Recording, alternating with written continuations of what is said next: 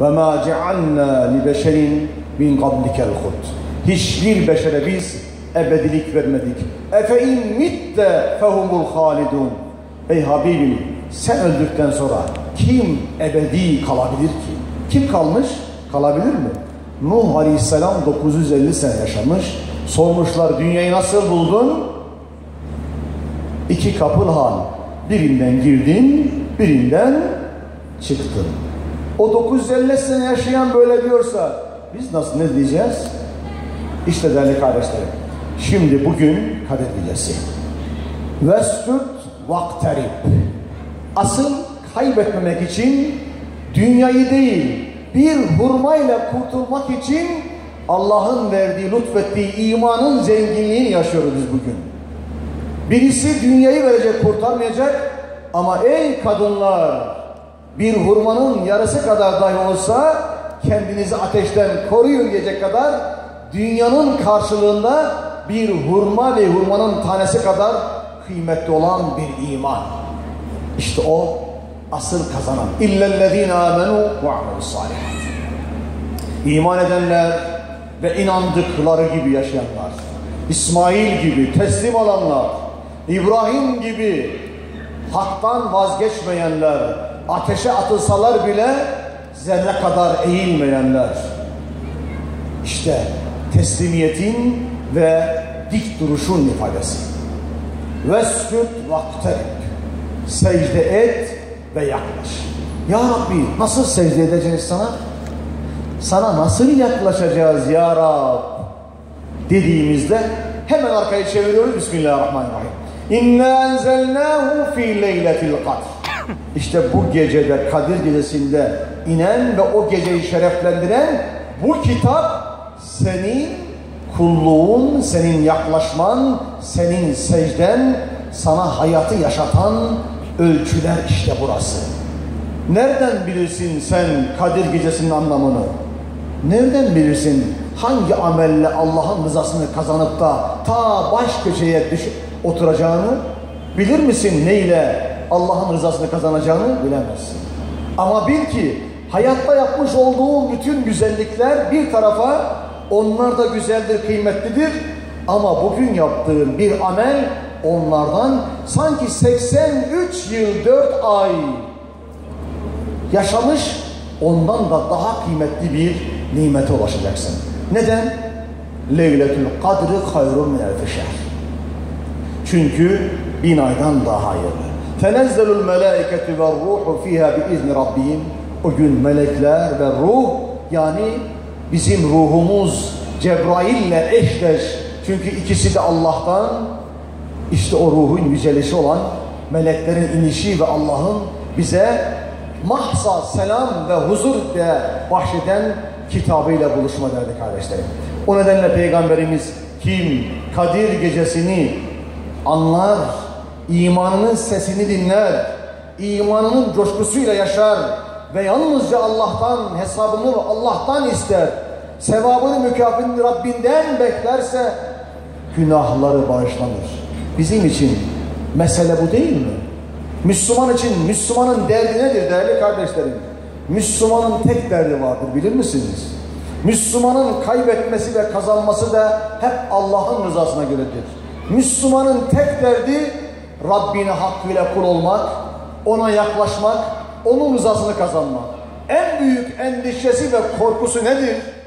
Rabbinin rızasını kaybetmek, ona uzak düşmek, onun sevabından mahrum olmaktır. İşte bu geceler, bu anlamlı zamanlar Müslümana sıçrama tahtasıdır. Bereket ayıdır. Yani az amele sonsuz kazançların, idraklerimizi bile kavrayamayacağı kazançların verilmesidir. Niçin? Şunun için. Niçin? Şunun için. Bak, dünya bütün varlığıyla cennetten bir kamçı kadar yer etmez. Bu dünyada kimse barakada yaşamak istiyor mu? Barakada, bodrumun katında, kodun dibinde. Herkes diyor ki imkan olsun da en üstte, en terasta yaşayayım diyor. Hatta ne diyorlar? Şöyle bir belediyeden diyor ruhsat alırsam, değil mi? Tarası koyarım diyor. Bak ya, herkes gözü tarasta, doğru. Neden? İnsan en yüksekte olmak için cennetlik yarattığından dolayı dünyada da aynısını istiyor. Ama bir şartla, helal olacak. Dünyada helal olacak, elinin emeği olacak. İşte dünyada bunu isteyen insan için de cennette bir kamçı kadar dünya ve her şeyden kıymetli ise orada altta kalmak, en aşağıda kalmak, cennetin köşesinde kalmak değil, en üstte kalmak için yarış yapacağız.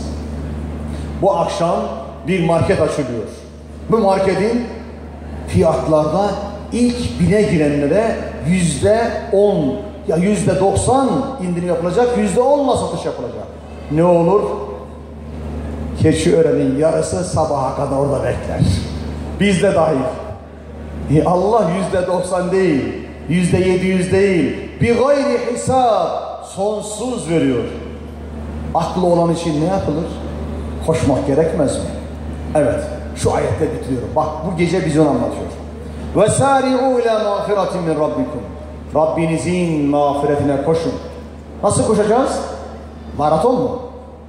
Yoksa 100 metre hızla mı koşacağız? Koşsak bizi geçenler olur. Nasıl koşacağız? Kalbimizle koşacağız. Aklımızla koşacağız. Sevgimizle koşacağız. Ve bileceğiz ki ölüm bizi yakalamadan Allah'ın bağışını elde edelim diye ihmal etmeden, yarıncı olmadan, çünkü yarıncılar helak olmuştur. Hakikatiyle yarını beklemeden bugün hayatımdır deyip koşacağız. Neye koşacağız? Genişliği yerler ve gökler kadar olan cennete koşacağız. Cennet kimin için hazırlanmıştır? U'iddet lil muttaqin, muttaki olan, Allah'ın sevgisini kaybetme korkusu yaşayan, Allah'tan uzak düşme korkusu yaşayan, Allah'ın rızası peşinde koşan müminler için hazırlanmış olan cennete koşacağız. O cennete koşmada enerji toplamamızı sağlayan gecenin adına, bu mübarek imkana Kadir Gecesi diyoruz. Unutmayın, Kadir ölçü gecesidir. Kadir şeref gecesidir. Kadir kıymet gecesidir. Kadrinizi bilmek istiyorsanız geceye bakış tarzınız çok önemli değerli kardeşlerim. O nedenle Rabbim bugün çok muhtaç olduğumuz, yaşadığımız dünyanın gidişatı itibariyle bu gecelerin manevi iklimine, bereketine, Allah'ın selam diye çağırdığı hakikate, barışa çok muhtacız. O nedenle işte hep beraber hem ferdi, hem ailevi, hem toplumsal, hem millet, hem de İslam dünyası olarak Rabbimizden niyazımız, biz kendimizi tanımamız. Asıl unutmuş olduğumuz en büyük derdimiz, ahiret bilincinden yoksun olan, yaşayan insanlığın kaybettiği hakikatlerle buluşmasıdır. O nedenle bu geceniz mübarek olsun. Kadri kıymetiniz Cenab-ı Hak katında yüce olsun. Cenab-ı Hak bu gecelerin bereketiyle ümmete yeniden şuur, izan, irfan nasip eylesin. Ümmetin dirilişine vesile eylesin. Gençliğimizin, neslimizin dirilişine vesile eylesin inşallah. Rabbim hepinizden razı olsun diyorum. Amin. Elhamdülillahi Rabbil alemin. Vessalatu vesselamu ala Resulina Muhammed ve ala alihi ve sahbihi ecma'in. Allahümme Rabbena ya Rabbena tekabbel minna inneke entes semî'ul alim. İlahi ya Rabbi, İlahi ya Rabbi, Rahman ve Rahim olan sensin. Rahmeti her şeyi kuşatan sensin.